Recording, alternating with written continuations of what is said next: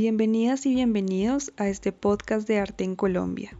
En este episodio conoceremos a Karen Aune. Ella nació en Brasil y reside en Bogotá desde el año 2006. Es una artista, investigadora y maestra en la Facultad de Arquitectura y Diseño de la Universidad de los Andes. A lo largo de su carrera, ha explorado las relaciones entre lo biológico y lo tecnológico desde una perspectiva de ciencia ficción. Aune ha expuesto su trabajo en museos y galerías de América Latina y Europa, incluyendo el Museo de Arte Moderno de Bogotá y el Museo de Arte de Pampulha en Brasil. Además, su obra forma parte de colecciones privadas e institucionales en diversas regiones. En 2020 publicó el libro Espacios Tecnoestéticos de Ficción, resultado de su investigación doctoral. Hola Karen, ¿cómo estás? Hola, muy bien, ¿Cómo te gracias. ¿Y encuentras? tú? Muchas gracias por la invitación. Ay, gracias a ti por aceptar este espacio y bueno, bienvenida a nuestro podcast. Bueno, Para comenzar, me gustaría preguntarte cómo fue tu comienzo, como en la carrera artística, cómo fue tu proceso de la llegada de Brasil a Colombia y cómo ha sido tu trabajo desde aquí. bueno, pues, bueno, tú debes de saber, uno cuando está joven y tiene esas aspiraciones, ¿no? De querer ser artista o tiene la idea de hacer arte. A veces vienen de las sumas muchas cosas que pasan en la vida de uno, como experiencias que uno tiene en el colegio o cosas así, y pues una cosa lleva a la otra y uno empieza a tener esta fantasía de querer dedicarse al arte. Y yo digo fantasía porque realmente cuando somos jóvenes sabemos muy poco de esta carrera y dice, "Ah, mis papás te vas a estudiar artes. ¿Y de qué vas a vivir?" Y yo, de vender obras en galería. Y bueno, y tú y yo sabemos que esto no es ni tan rápido, ni tan fácil, ni tan como uno se lo imagina cuando es chiquito. Lo que uno quiere hacer es crear, ¿no? Y crear cosas. Uno siente que tiene potencial para eso, uno siente que tiene imaginación, uno siente que ve las cosas de una cierta manera que pudiera explorar más y que pudieras contar historias, pudieras mostrar sus ideas de una manera como diferente. Pues arranqué en esta jornada de querer ser artista como pues muy joven y me fui a estudiar a México, a estudiar artes a México y duré 10 años en México en eso. Bastante. O sea, ya pasó de todo, ¿no? Pues, tuve familia, tuve hijos, pasar muchas más cosas. Y pues nada, fui teniendo esta formación como artista, pues originalmente me dedicaba a dedicar la pintura. La escultura también estaba en el radar. Hice muchas cosas relacionadas al mundo tridimensional. Y cuando estaba más chiquita, pues mis sueños, no sé si sueño, pero una de mis ideas era ser arquitecta. Mi mamá era arquitecta y yo obviamente la admiraba mucho, pero yo tenía mucho miedo a las matemáticas. Entonces tenía tanto miedo a las matemáticas que no fui capaz ni siquiera de intentar. Entonces hoy puedo decir que soy un artista con un sueño tal vez no tan frustrado de ser arquitecta, porque pues me dedico a pensar los espacios, ¿no? O sea, finalmente llegué ahí a los espacios de alguna manera. Entonces, bueno, fue pasando el tiempo y en algún momento me fui a hacer la maestría en la Universidad de Barcelona, después del doctorado, siempre en artes. Y, y un día después del otro, y pues llegué a Colombia. Llegué a Colombia a una exposición curada por Santiago Rueda en Valenzuela y Klenner. Él invitó a mí Sí. y a una amiga, Adriana Tabalipa, a hacer una exposición en Valenzuela y Klenner, en la galería de Jairo Valenzuela, que pues, infelizmente ya la cerraron, que se llamó Brasil Arte Actual. Bien pretencioso, Sí. pero Jairo la decidió titular así como nosotras dos para mostrar grandes representantes del arte brasilero. pero me sentí muy halagada con este título y Sí. teníamos títulos de exposiciones diferentes. Y pues llegamos acá a exponer, yo ya conocía a Santiago, yo conozco Santiago desde la época que hice todo el proceso de la maestría y doctorado en Barcelona. Y pues nada, pues llegamos acá, expusimos la obra, yo tenía un trabajo en pintura en este momento Ujú. y una pintura también muy conectada con todo el tema de nuestra transición a los espacios virtuales y qué podría estar pasando con nuestros cuerpos, ¿no? Como eso puede que queda impregnado de nuestra manera de habitar nuestro propio cuerpo, nuestra mente y estas transformaciones que ocurren a ese traslado de este mundo. Pues nada, entonces llegué a Colombia con esta exposición y nunca más me fui, me quedé aquí. Y también como hablando de los conceptos de lo virtual y estos espacios virtuales, tus disciplinas, como comentabas, son la arquitectura, el arte y el diseño. ¿Cómo estas disciplinas dialogan entre ellas? Y si de pronto alguna vez encontraste alguna dificultad o no, y cuáles fueron de pronto. Bueno, no necesariamente mis disciplinas son el diseño y la arquitectura. La arquitectura es algo que siempre admiré los arquitectos. O sea, me parece, si hay dos carreras que admiro mucho es la arquitectura y el cine.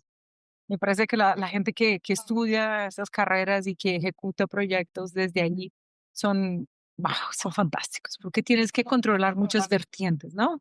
Ujú, O sea, el arquitecto para conseguir, para levantar un edificio, una edificación, un proyecto, pues depende de muchas personas para que esto ocurra y de mucho conocimiento, no solo las matemáticas, ¿no? Normalmente son personas muy cultas que aprenden muchas cosas, que son muy inquietas y con una capacidad de administración de muchas cosas y hacen proyectos como grandes, independiente de que sea un gran arquitecto, un pequeño arquitecto, o sea, construir una cabaña en el campo o no sé, un proyecto, un gran museo, no sé, una ujú, institución, ¿no? Que son esos proyectos fantásticos, requieren muchos conocimientos. Entonces, para mí la arquitectura es algo que me fascina, pero que llega a atravesar mi trabajo, tal vez por el uso y mi amor, mi pasión que yo tengo por el espacio, ¿no? Es ok. como una cosa nata, no hay espacio que yo no entre y no esté inconscientemente cambiando las cosas de lugar o pensando cómo podrían verse o esto está ahí. El diseño, y también creo que es un poco problemático mirar las disciplinas por separado. Yo creo que todos los artistas tenemos un ojo para lo que las cosas comunican estéticamente, ¿no? El poder Ujú, comunicacional de las cosas, pues el arte es una herramienta comunicacional, ¿no? Y pues si hablo de las disciplinas, pues yo entro a ser profesora en la Universidad de los Andes hace 17 años a una facultad de arquitectura y diseño, pero no porque yo concibiera proyectos de arquitectura o de diseño, sino que precisamente porque concebía proyectos de arte. ujú, Como es una facultad con un nivel de disciplinas tan diferentes que se han acogido en esta facultad, pues hay desde microbiólogos a cientistas políticos, abogados, ha habido gente de artistas, ha habido gente de todas las disciplinas trabajando ahí a lo largo de los años que trabajo. Ahí lo que has hecho una facultad muy plural, porque tanto el diseño como el arte tocan muchas ujú, disciplinas, ¿no? El arte ha tocado eh, pues las ciencias políticas, la antropología, la sociología, pero también ha tocado la física, ha tocado la química, ha tocado ujú, la biología hoy en día bastante y pues también pues se puede cruzar con el diseño que también es una disciplina hermana que ha tocado todas las áreas, ¿no? Si uno ve el diseño ujú, como algo más amplio, ¿no? Porque también fue algo que aprendí trabajando en una universidad en el área de diseño. pues lo que aprendí es que el diseño lo toca todo, ¿no? Y no solamente está dedicada a la solución de problemas, ¿no? De como uno lo puede pensar. Y la arquitectura también pienso que también es una disciplina o es un área de conocimiento que toca todo, ¿sí? Es más allá de conseguir un edificio, un espacio interior, va más allá de, de tener ese espacio, ¿va? De quién son esas personas pues, que lo van a habitar, ¿no?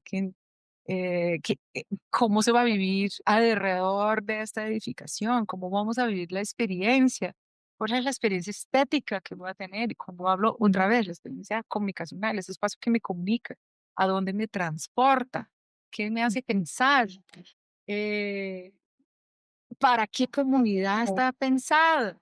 Es diferente hacer arquitectura diferente dependiendo de su contexto.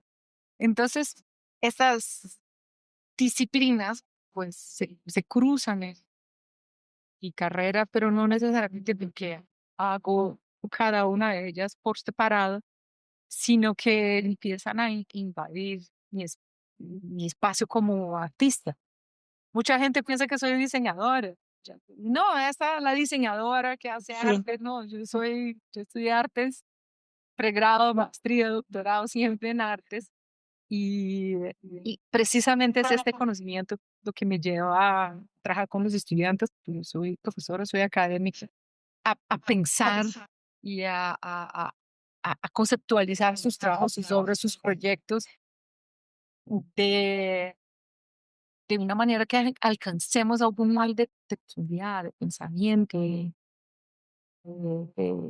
que las cosas no sean un vacío. Entonces, ya llevándolo a mi obra, también está toda la parte técnica, ¿no? Cosas que tuve que aprender o unirme con personas que saben para poder desarrollar mi trabajo. No necesariamente todo lo que hago, yo lo sé hacer. Y esto uno aprende con los arquitectos y los cineastas, ¿no? Tú necesitas un montón eh, eh, eh, de disciplinas para poder llegar allá o de gente que sepa cosas para llegar allá y esto es fantástico. Y aquí aprendo mucho. Hay cosas, no son la obra como que yo dependo de alguien para hacerlo.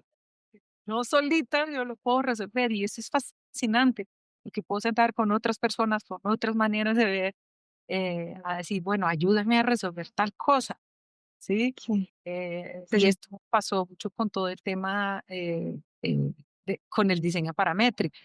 Como no soy arquitecta, no soy una experta en usar herramientas de 3D o de no sé, tuve que recurrir a personas, en este caso fue Carlos Salamanca, que fue un asistente que tuve, que me ayudó muchísimo para poder concebir y hacer real mis ideas. Así como un arquitecto necesita un ingeniero, ¿no? Y necesita el señor literalmente que el albañil construya, ¿no? Y le consulta, oye, ¿eso es posible? ¿Eso no es posible?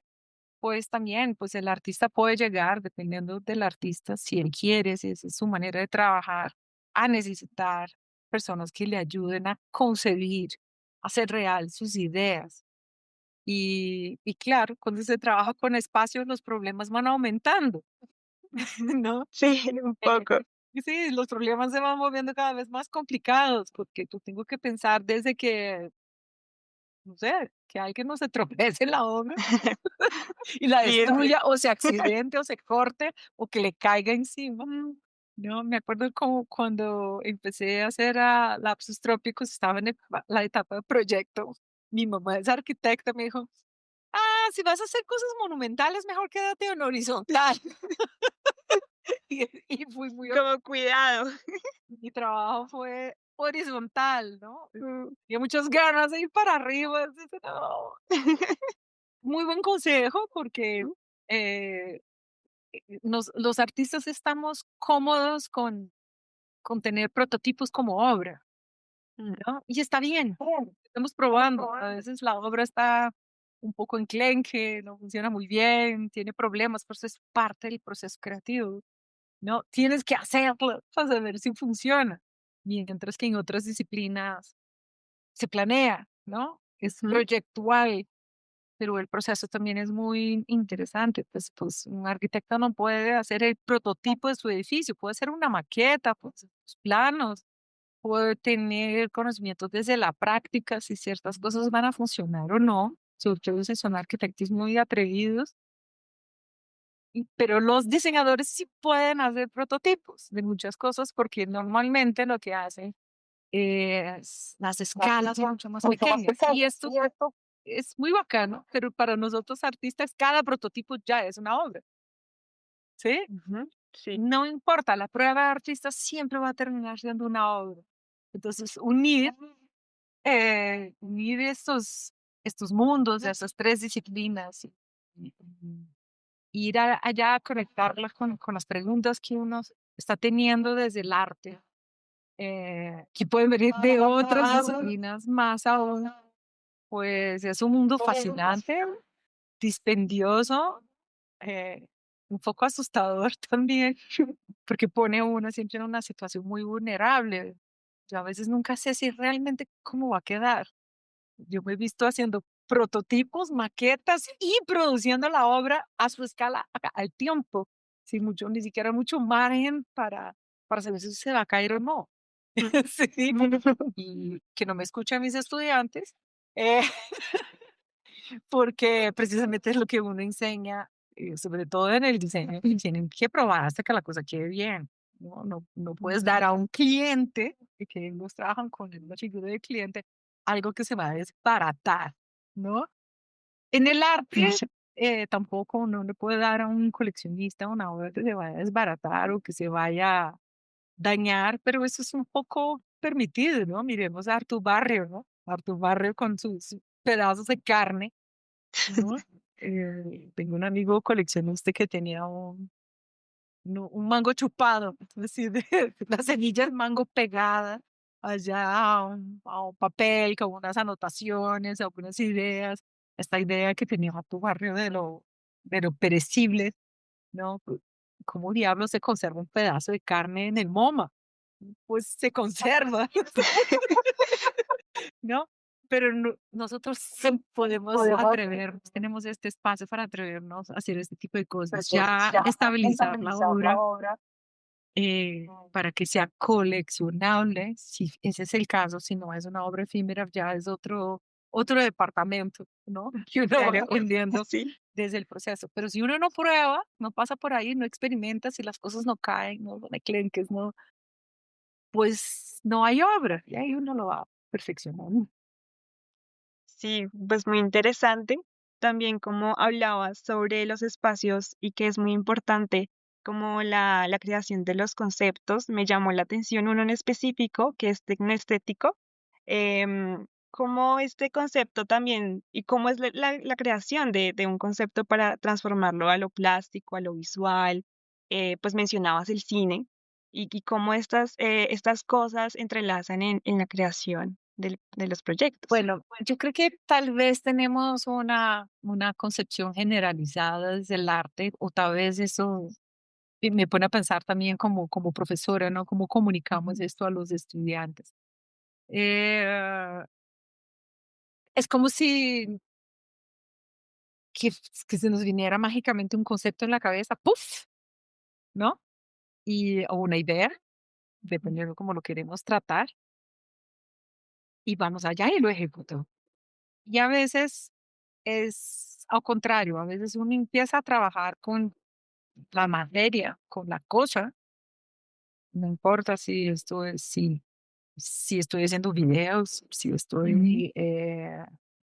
haciendo un boceto, pinturas, si estoy trabajando la cerámica o estoy trabajando un elemento que preste para ser escultórico, incluso si mi estilo de proyecto de obra es proyectual, o sea, eh, pues hay un contacto con la cosa que uno está haciendo que nos hace desdoblar y evolucionar una serie de conceptos que abrazan, que están incluidos en nuestra obra. No necesariamente es un puff, sino que es todo un proceso que incluye el hacer. Y, y yo creo que precisamente es esto que deberíamos hablar un poco más entre artistas, porque cuando leemos los textos escritos por los curadores, o cuando revisamos la historia, pareciera que el artista tuvo una idea, fue y la expresó y a veces no. A veces esta idea nace mientras uno está tratando de hacer algo, ¿sí? Uno tiene un plan, unas ideas, tal vez unos conceptos iniciales con los cuales nos gustaría trabajar, pero el arte es tan diverso, ¿no? Entonces, ¿cómo sería pensar, entrar en la cabeza de Mondrian? ¿Mm? ¿Qué fue lo que pensó a nivel de concepto para decir, yo voy a pintar estas formas en estos colores? ¿Fue algo planeado? ¿Fue algo que fue surgiendo? ¿No? Lo que es diferente pensar, no sé, en una obra de Olafur Eliasson, que son algunas obras que son muy proyectuales, ¿no? Vamos a hacer un proyecto, ¿no? Que incluya, pero detrás de eso hay miles de experimentos, que él sí trabaja con equipos grandes, ¿no? Para poder llegar a esos trabajos finales. ¿Cómo trabaja cada artista, ¿no? Entonces, eh, contestándote lo de la tecnoestética, eso es un término acuñado por un artista también pensado, Edmond Couchot, que lo utiliza más para hablar de la fotografía, pero que se expande a muchas cosas, incluso pensando en un mundo con tantas tecnologías.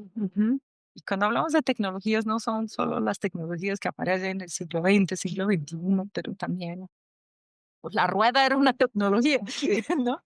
Y, eh, y me atrevo a decir que el lápiz también, ¿no? Pero el punto es que cuando utilizamos una tecnología cualquiera, nos transformamos, nos hacemos uno con este objeto o con esta tecnología. Sí, podría decir este objeto tecnológico, pero no, no funciona muy bien. Con esta tecnología como tal. Y no es, y lo que queda al final lleva el rastro de este conocimiento. Te voy a dar un ejemplo. Por ejemplo, cuando los artistas empezaron a utilizar la cámara oscura, las pinturas cambiaron radicalmente, porque llevaban esta apariencia. Ahí viene la palabra estética, pero podemos profundizar también en eso. La estética no es solo la apariencia, son muchas cosas más. Incluso desde lo que voy a contar, los significados que van a estar implícitos en mi obra, eh, la razón de ser de esos efectos que quedan de utilizar una cámara oscura, que es muy diferente al tipo de pintura que se estaba haciendo más plana, ¿sí? Pero son cosas que queremos contar también, ¿no? En este momento de que el ser humano se va volviendo tan importante, entonces yo quiero mostrar mi abrigo, pieles, ¿sí? Sí. Y mostrar qué tan buenos somos haciendo las cosas. Entonces, como esta técnica o tecnología me ha permitido mostrar este mundo de hoy, contemporáneo, allá del siglo XV, eh, de cómo lo queríamos mostrar, era necesario que se vieran tan reales y tan brillantes y tan parecidos a la realidad en este momento, si lo pensamos. Ahora si lo trasladamos después a la fotografía, eh, que nos liberó de muchas cosas y nos liberó a los artistas o liberó a los artistas de este momento de tantas cosas. La fotografía vienen con un montón de rastros de esta tecnología. Vamos a hablar del grano, ¿no? De la fotografía que trae de cosas, pero también los artistas empiezan a explorar otras cosas, a experimentar también con otros procesos, ¿no? Y ahí, bueno, en la escuela de arte uno aprende de todos los movimientos Sí. que vienen después, etcétera. No voy a profundizar en esto acá, pero cómo es que una tecnología cambia nuestra manera de percibir el mundo. Y, eh, y ahí nace el cine, ¿no?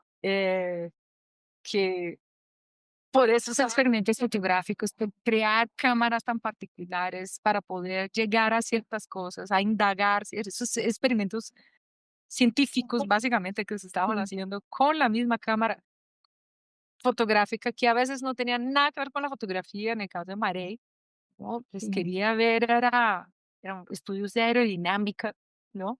Estaban en todas las carreras de aeronáuticas, ¿no? De todos, todo el mundo quería volar un artefacto y esas fotografías lindísimas que se produjeron, ¿no? Eh, y cómo nuestra manera de percibir el mundo y de producir también a través de esas tecnologías, uno se hace uno con ello.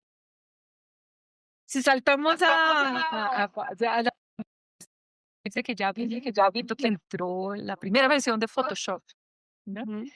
Y pudimos editar las fotografías. Yo me acuerdo que las primeras fotos ya los fotógrafos de moda empezaron a tener un poco más de visibilidad, ¿no? Porque la fotografía no fue considerada arte por mucho tiempo. O sea, mire qué absurdo, ¿no? Uno mira hacia atrás, pero eso es verdad, hace poquito. ¿Sí? Era considerada una técnica. Y entonces era, pero ¿cómo así? Hay un montón de cosas ahí detrás, pero mira cómo el mundo ha cambiado. Y en los años, final de los años 90 nos llega el Photoshop y todos los modelos parecieran que estuvieran hechos de cera, ¿no? Y este afán por borrar todo el rastro de que estas modelos fueron humanos. Si uno ve las fotos primeras de David LaChapelle, con este color tan vibrante, ¿no? Y esas historias también que contaba a través de sus fotografías de moda, que dejaron de ser apenas fotografías de una mujer posando un vestido para vender una marca, para hacer otras cosas. No, no solo él, se me ocurrió David LaChapelle, pero puede ser cualquiera. Y lo difícil que fue aceptar. Yo hablaba con fotógrafos y decían, no, qué horror, es plotter, ay, asco. Esta textura que deja, estas lonas de plástico, esos detalles horrorosos. Aunque vivíamos en la fantasía de que la fotografía blanca y negra era la mejor, la que mejor mostraba, no sé qué. Y, y no, y evoluciona y creo que llegamos al medio término. Nos acostumbramos a los filtros de Photoshop y estos también han mejorado mucho y se crean las cámaras digitales. Y ya nadie, pues las personas que hacen fotografía con cámara análoga ya es una referencia, especialmente por la estética implícita en esto, porque me comunica cierto tipo de cosas. Entonces tenemos todos los millennials ahora que son fascinados por escuchar los long plays, ¿no? Porque hay una experiencia estética también en la escucha que tiene que ver con el sonido. Podemos profundizar en esto, pero que dicen que es mejor, es impecable, es más, pero también tiene un rastro de todo esto tiene que ver con la experiencia estética para escuchar y lo mismo pasa con la fotografía, ¿no? Entonces, la generación de los millennials retoma la, la foto, reivindica la fotografía análoga por amor a percibir a estas épocas que fueron las épocas de la juventud de sus papás a través de estas imágenes. Entonces estamos hablando de la experiencia tecnoestética y mi trabajo que fui encontrando mientras lo hacía, mientras leía, mientras me preparaba, porque pues el trabajo que estamos hablando aquí puede ser lapsus trópicos. También yo creo que podemos hablar de todos los otros trabajos Sí, está bien. y es algo que empecé a percibir que mi propia práctica como artista, que me gustan las tecnologías, pues, pues estaba surgiendo. Entonces, cuando tengo esa pregunta sobre la experiencia tecnoestética, ¿esto qué es? ¿No? La pregunta viene, es cómo esta tecnología nos transforma y cómo nosotros transformamos nuestra obra, lo que estamos haciendo o nuestra vida, incluso la experiencia del espectador a través de esta tecnología que estamos utilizando. Es diferente ver una obra inmersiva en video que ver una obra fotográfica, que ver que estar en una instalación que tenga ciertos elementos orgánicos sacados de no sé dónde, no sé, estoy imaginando algo. Todas te producen experiencias estéticas diferentes. Y pensando este punto que la tecnología realmente nos transforma y en el momento que estamos hoy, eh, como Internet, la llegada de Internet, estaba hablando del Photoshop, ¿no? Entonces, la Sí, llegada de Internet, que fue más o menos al mismo tiempo, ¿no? Para todos, o sea, más o menos estamos hablando de 1997, por ahí en el 94, yo ya tengo una cuenta de correo electrónico. sí, Sí, en el 97 nos llegó el primer computador con Photoshop en la universidad y que lo usaban más mis colegas de diseño. sí, Y porque era un computador para todos. Ah, pues algo estaba pasando, la manera como nos comunicábamos cambió radicalmente. ujú, Llegan los distintos tipos de messengers, se usaba una cosa que se llamaba ICQ cuando yo era, pues tenía tu edad. Y pues era jovencita y la manera como las personas nos comunicábamos, ¿no? Esta idea de la telepatía, o que ujú. estar presentes en todos lados. Me acuerdo que mis coleguitas más tímidos de la universidad se movieron un hablaba muchísimo por así que, Sí, pero sí, sí. que no decían ni una palabra, pero mira cómo eso nos cambia. Ujú, Y miren dónde estamos hoy, ¿no? Después de internet y de poder acceder a plataformas de búsqueda para preguntar cosas, incluso en las discusiones de arte y tecnología se hablaba mucho del oráculo, era la palabra, la jerga que se usaba en sí, el oráculo es un buscador, ¿no? ¿No? Que puede ser por Yahoo o por Google o por lo que sea, los buscadores de información, como esto nos ha cambiado la vida completamente, ¿verdad? sí, Y sin ser muy McLuhanas, pues citando a McLuhan, ¿no? Cómo los medios de comunicación, la televisión, la radio, pues, cómo nos han transformado radicalmente. Y hoy en día también hablamos de las redes sociales, ¿no? Y eh, por dentro nuestro cuerpo ya no es igual, ya no ujú, dormimos igual, no, ¿no? Ya no concebimos, ni siquiera concebimos mandar un mensaje sin que el corrector de WhatsApp o nos haga o nos mete en problemas o nos ayude a mandar algo sin errores de ortografía. sí, Eh, las tecnologías digitales nos han invadido en el sentido positivo y negativo de tal manera que nos hemos transformado como sociedad. Y para mí una de las películas más importantes, pues hay muchas, a mí me gusta mucho la ciencia ficción, es Matrix, mm, precisamente porque la premisa de Matrix es que la máquina se alimenta de la conectividad de los humanos.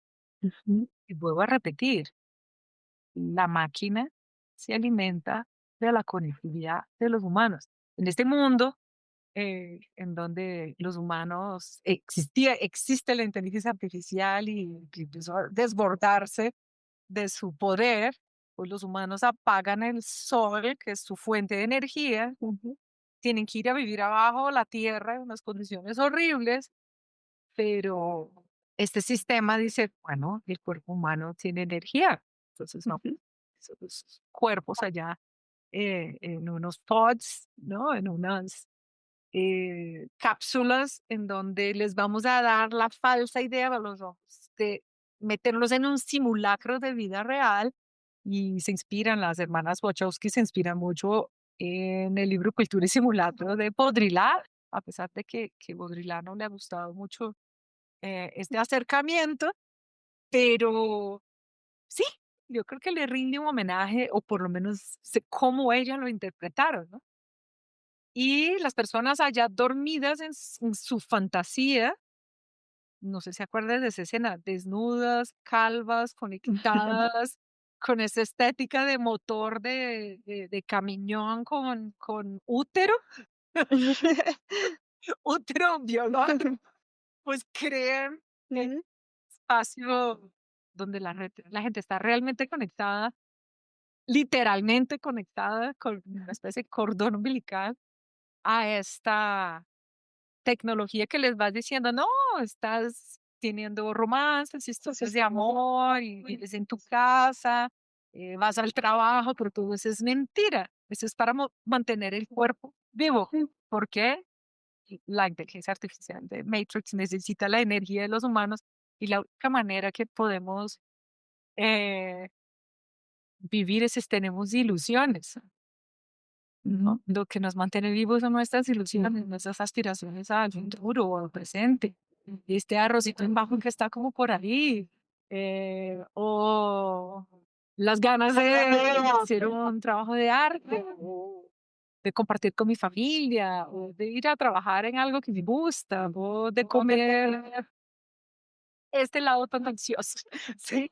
Las ilusiones nos mantienen vivos y el simulacro, ¿no? En que vivían estos seres humanos de esta película, pues las mantenían vivas. Y es ahí donde está toda la trama. Ahora, ¿qué relación tiene esto que ver con el mundo que vivimos hoy? Ujú.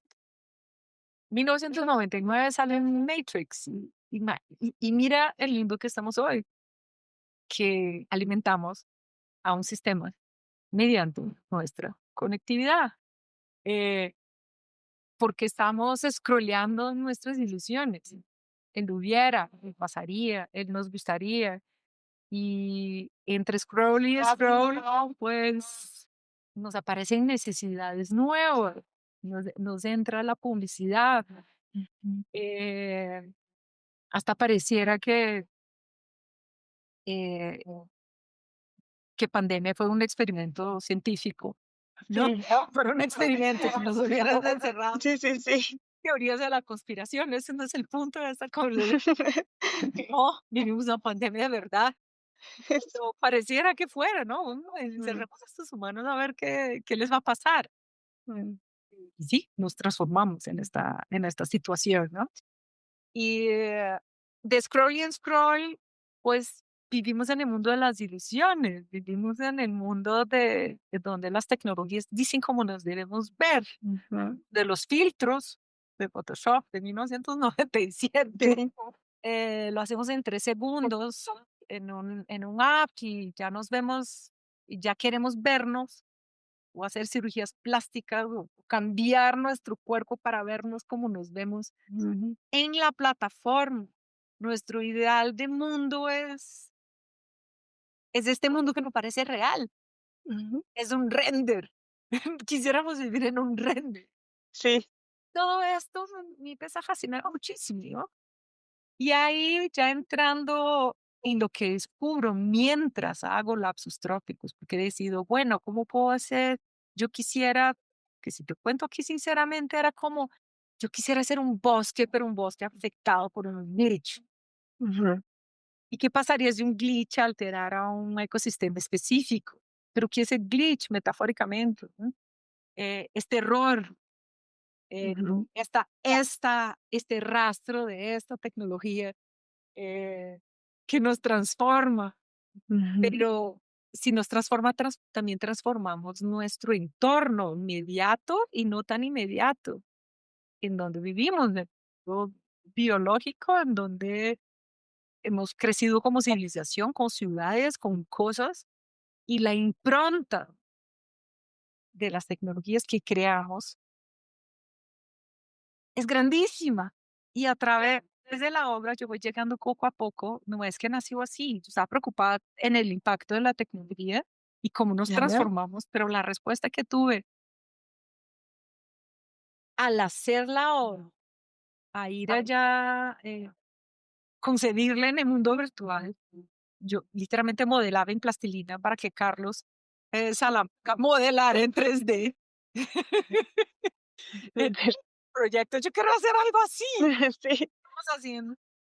Y la conclusión que fui teniendo en esta producción en masa de todos sus pedacitos de la obra, no todos iguales, pero ligeramente diferentes, que se van mutando entre sí, fue que estamos transformando nuestro entorno.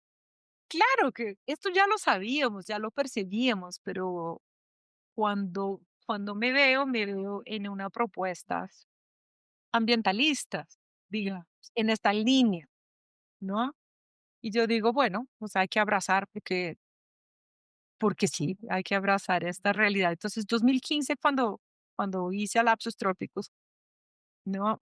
Eh, de repente me encontré conceptualmente con estas ideas en el hacer de la obra, mientras estaba preocupada cómo las tecnologías nos cambian y nos transforman. La obra que vine a exhibir aquí en 2006 en Valenzuela Kenneth, ¿no? Que era más bien un cuerpo, eran unos trabajos en pintura que yo imprimía, hacía impresiones digitales y volví a pintar sobre estas pinturas porque yo tenía la creencia de que la pintura hacía que esta impresión digital fuera un poco más humana, Sí, ¿sí?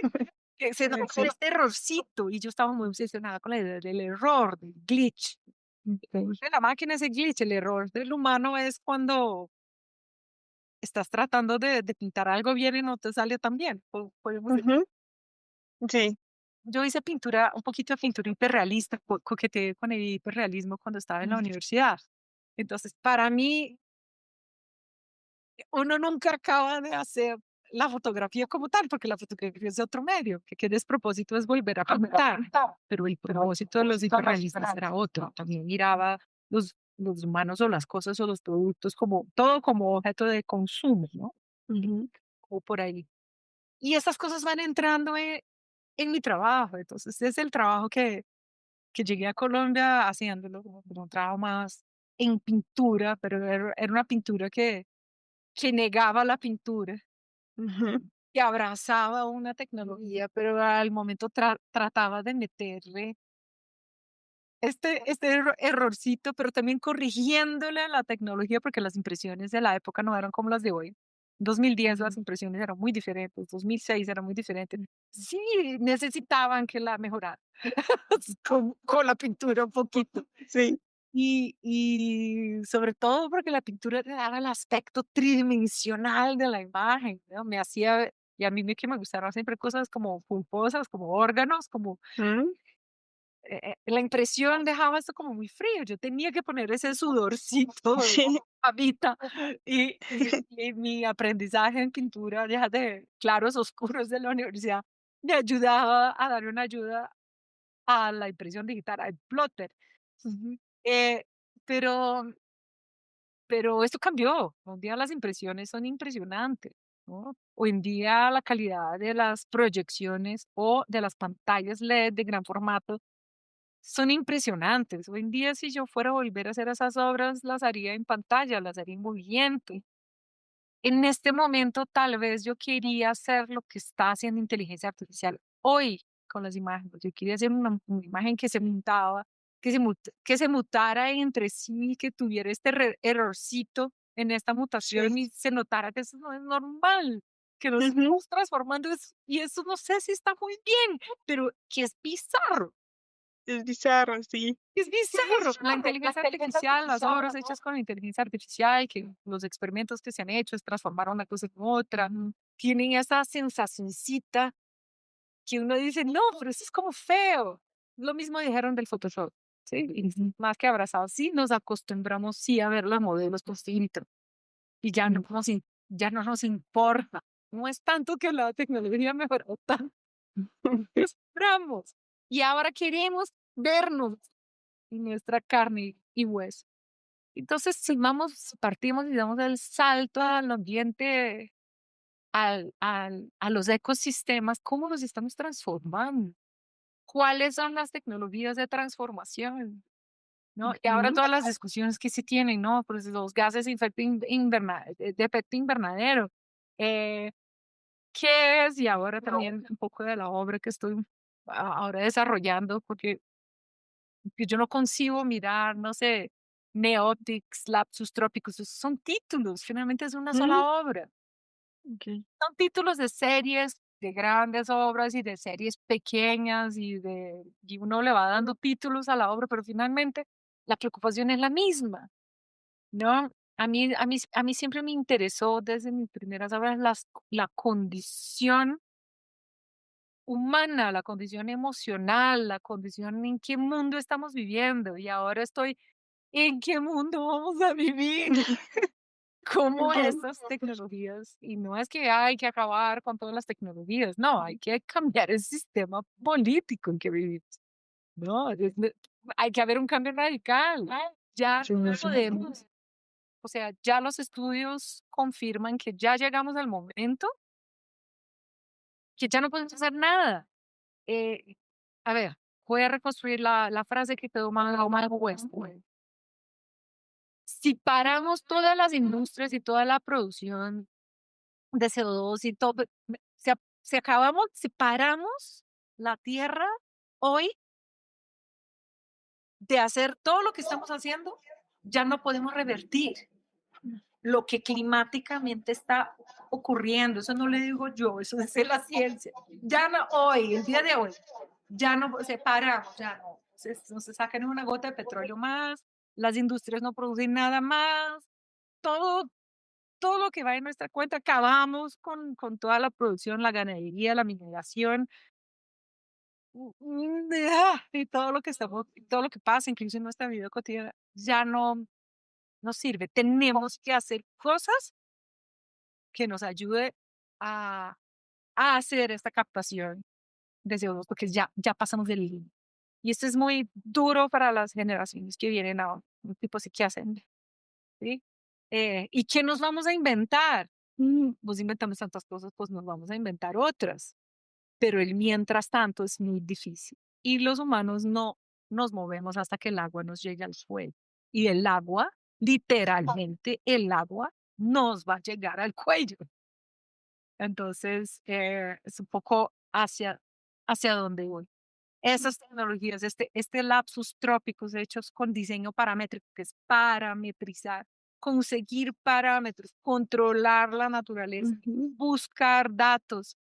Y el control de la naturaleza tiene que ver con desde el patio de la señora que mete cemento, ¿no? De las abuelas, cemento para controlar a las hormigas y pone todo en materita, hasta las devastaciones tan impresionantes que hacen, no solo en bosques como el Amazonas, entre otros, como el fondo de los océanos, que son cada latica de atún que consumimos esto viene de unas devastaciones que son varias Amazonas por día abajo del océano, ¿no? Eh, David Attenborough acaba de hacer un documental sobre esto, muy, muy light, muy para la familia, muy para, no light de superficial, sino que fácil, de que entendamos eh, qué es lo que está pasando aquí y cómo abajo del mar nadie lo está viendo. Sin lo que pasa aquí arriba de la montaña.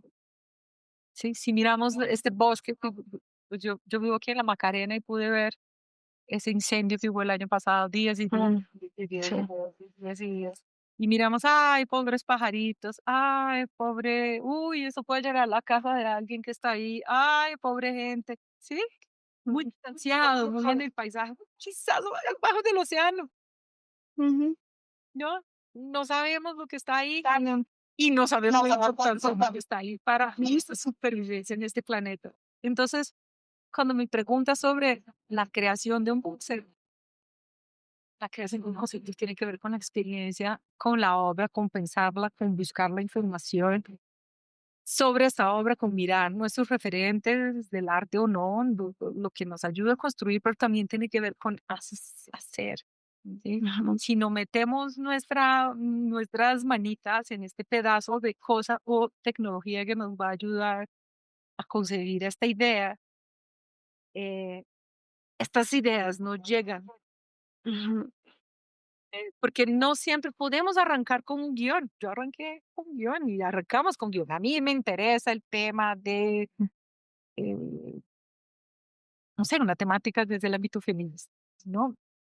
Cosa, pero en el momento que te metes en la calle, que entrevistas a estas mujeres, que ves todas las intersecciones, eh, y uno dice, y empiezas a hacerlo en el medio, en tu medio favorito, este medio nos empieza a transformar y nos pone a pensar. Por eso es tan importante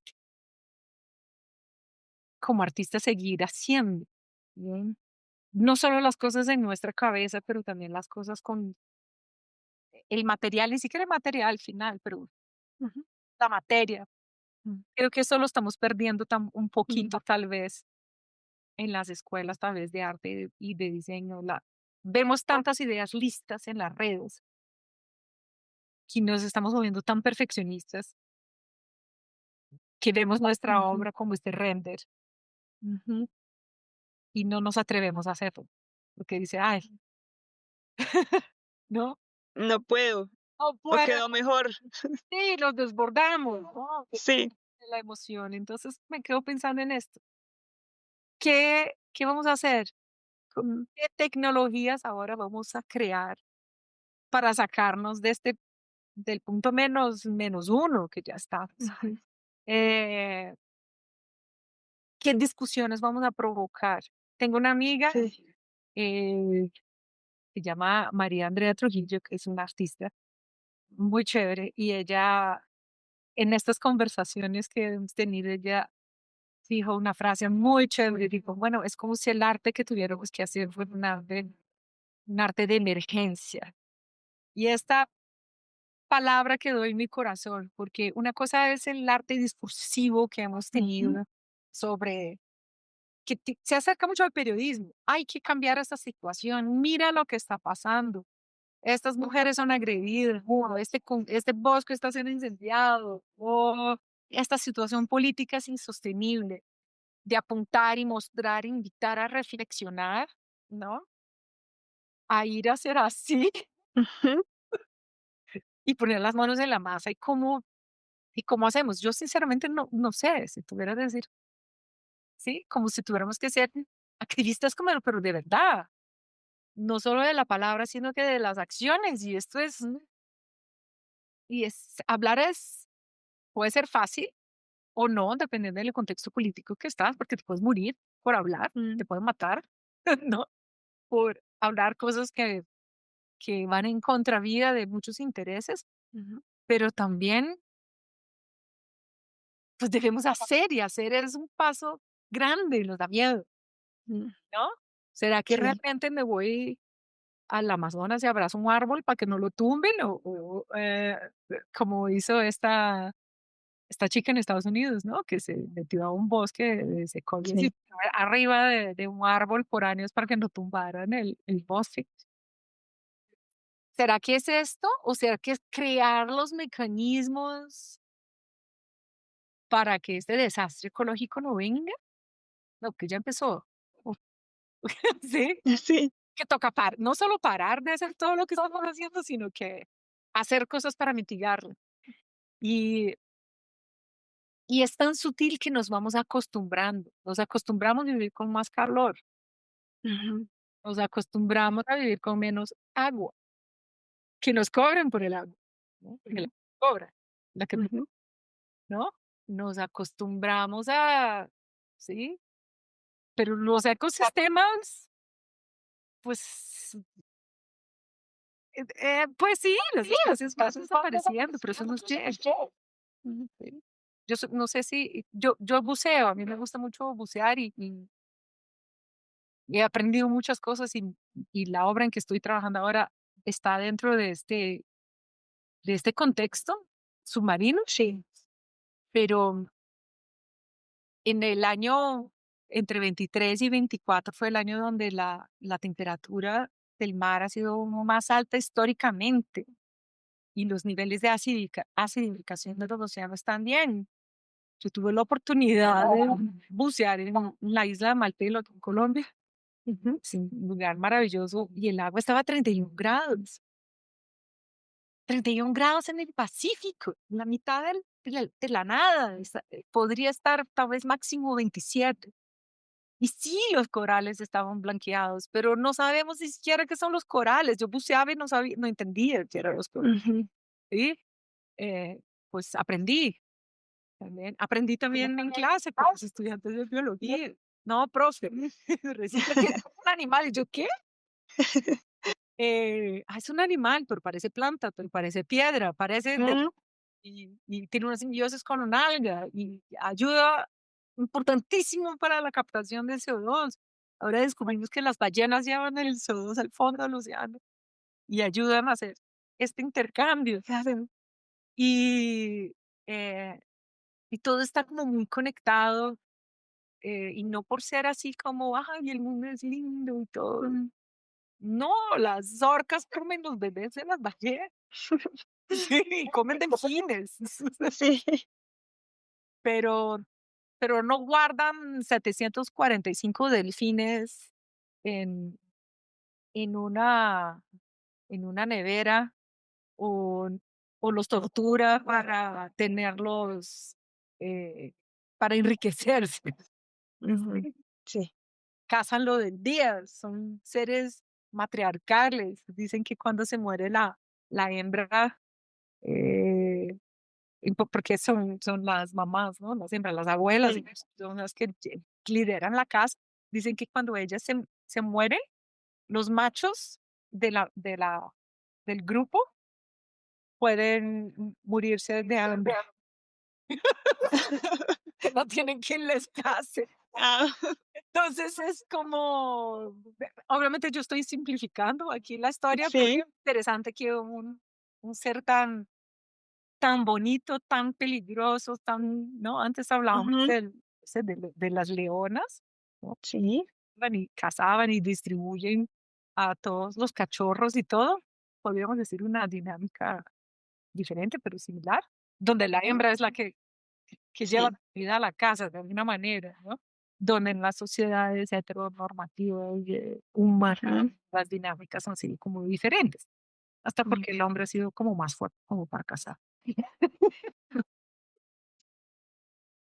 Pero sin simplificar esto, ¿en qué mundo estamos viviendo y cómo las tecnologías que Ujú. crean, no importa que sea la rueda o que sea todo lo que está pasando con la inteligencia artificial o la computación Ujú. cuántica, eh, Sí.